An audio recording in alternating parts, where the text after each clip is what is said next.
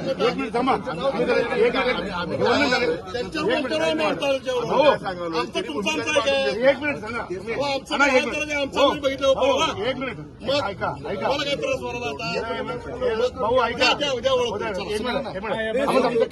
मराठी मी सांगतो हिंदी बोलायची. नाही मी बोलतो हिंदी मी चलेगा.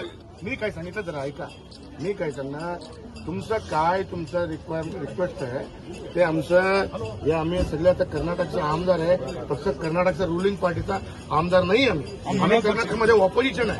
आता एक मिनिट थांबा मी सांगतो ऐका. तुमचं काय रिक्वेस्ट आहे तुम्ही सांगितलं. 2 मिनिस्टर आहे 4 आमदार आहे सगळं आम्ही भाजपाचं आहे. कर्नाटकमध्ये आम्ही ऑपोजिशनमध्ये आहे. तुमचं काय रिक्वेस्ट आहे आम्ही कर्नाटकच्या गव्हर्नमेंटचा त्यांचा लक्षाला हाडणार.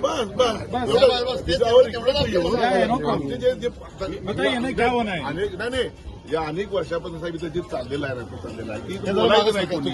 भाषा मंडळी चालल्यात ना तुम्ही आमचं काय गोष्टी चालल्यात ना तर तुम्ही द्या ना संधी बोलणाऱ्या लोकांना. तुम्ही तिथं भूमिका मांडा ना. तुमचं सुद्धा सरकार ज्यावेळेला होतं त्यावेळेला पण आम्हाला तीच परिस्थिती आहे. आम्हाला तर माहिती आहे काँग्रेस पक्षाचं सरकार आहे.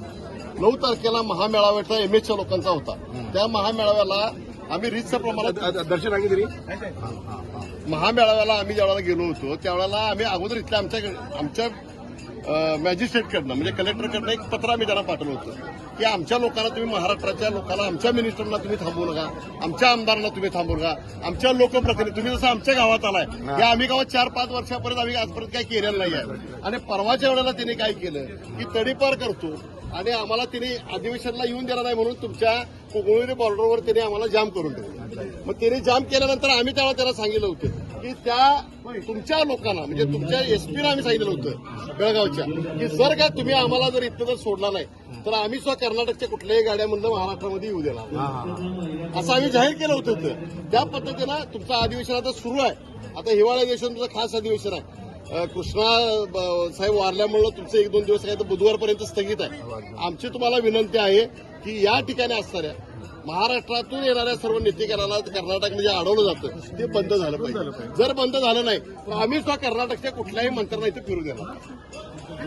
तुमचं झालं आता मी बोला की तुम्ही जे म्हणलं हे आजचं नाही हे खूप 50 वर्षापासून माझ्या जन्मापासून माझा जन्म आता 54-55 आहे त्या अगोदरपासून चाललेला आहे. कोर्टात विषय आहे तरी हे तुमचं जे सांगितलं ते आम्ही विरोधी म्हणून उद्या आम्ही सरकारला बोलू. बस आम्हाला बाकी काय नाही.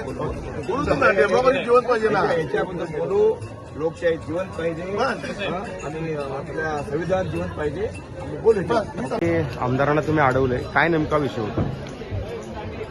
कोल्हापूर जिल्ह्याच्या कलेक्टरना आम्ही कळवलं होतं की महामेळाव्याला परवानगी तिथल्या कलेक्टरने द्यावी बेळगावच्या. त्यांनी परवानगी दिली नाही.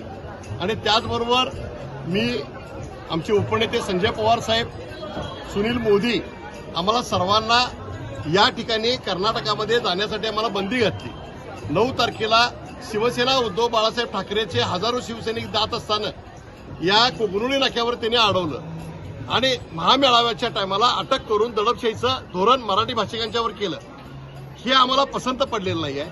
आणि ज्या पद्धतीनं आज आम्ही जर कर्नाटकात जात असो जर कर्नाटकचे लोक पोलीस आम्हाला जर अडवत असतील तर शिवसेना उद्धव बाळासाहेब ठाकरे पक्षाच्या वतीनं कर्नाटकाच्या मंत्र्यांना कर्नाटकाच्या येणाऱ्या लोकप्रतिनिधींना अधिकाऱ्यांना आम्ही अडवणार असं आम्ही जाहीर केलं होतं.